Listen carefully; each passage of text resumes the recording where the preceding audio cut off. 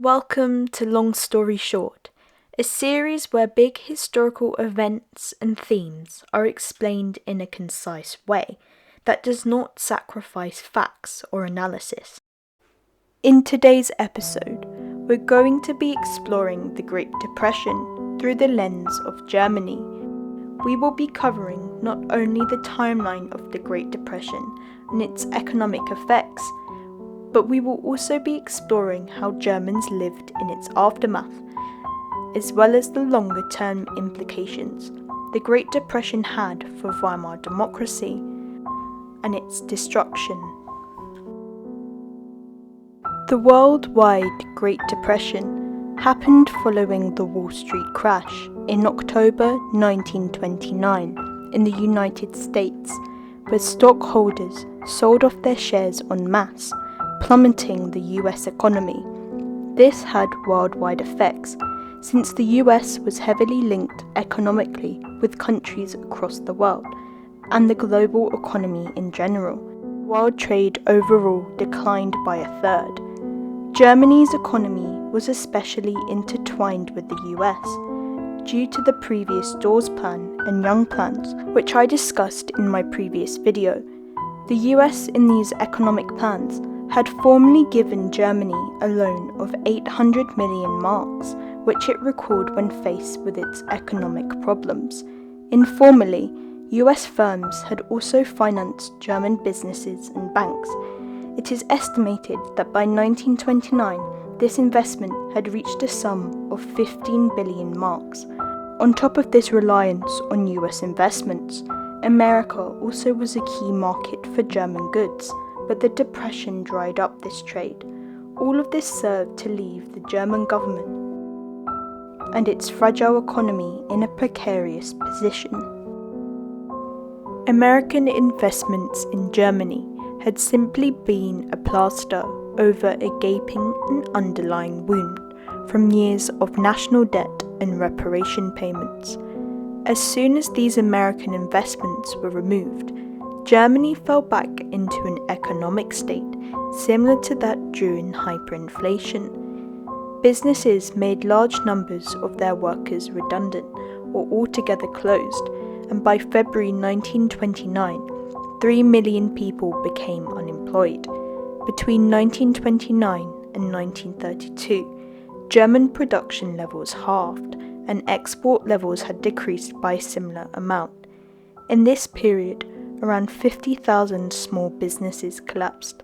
As I discussed in previous videos, one of the pillars of the Weimar Republic was its extensive welfare system, which offered unemployment insurance to those without work. The Great Depression increased the number relying on the welfare system significantly. A third of Germans, around 17 million people, during this economic hardship relied on state support. The government attempted to address this through various public work schemes and offering training to young people, but this proved futile.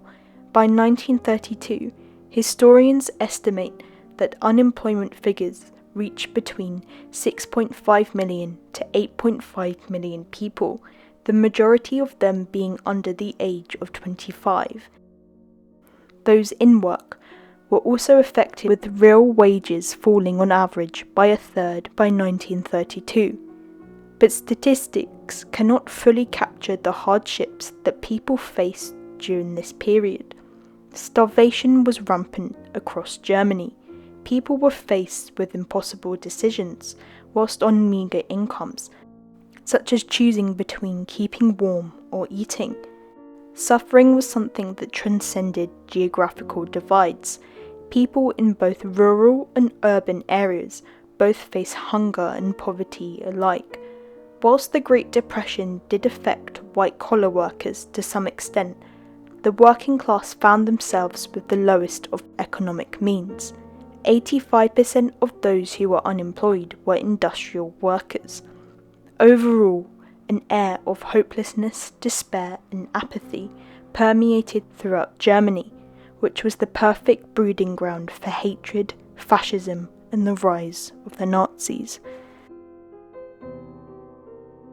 Many historians agree that the Great Depression spurred on the breakdown of democracy in Germany, since it swapped the usual democratic functions in return for backroom deals and Machiavellian politics.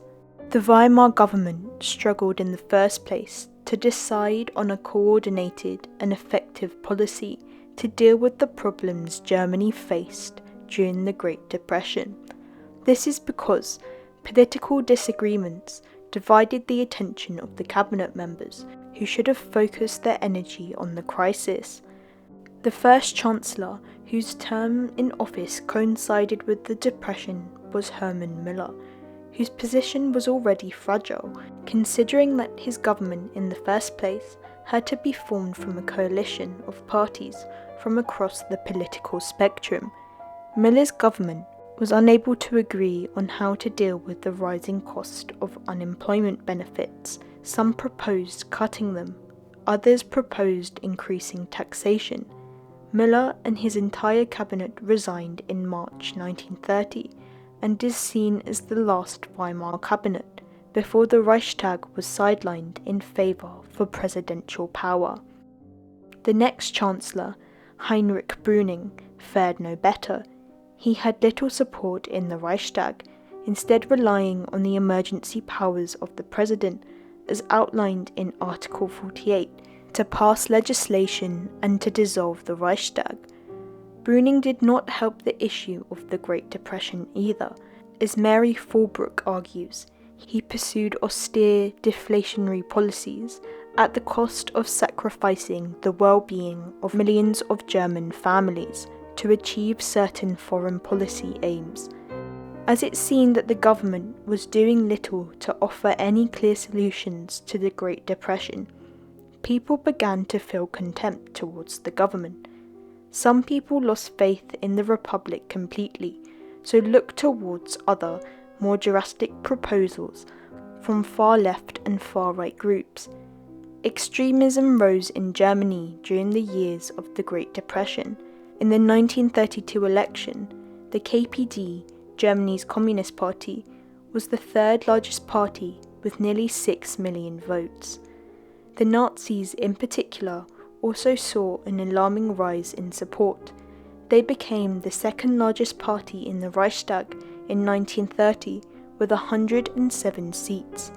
This was something which continued in the 1932 elections, in which they had 230 seats, which translates to 37.8% of the vote.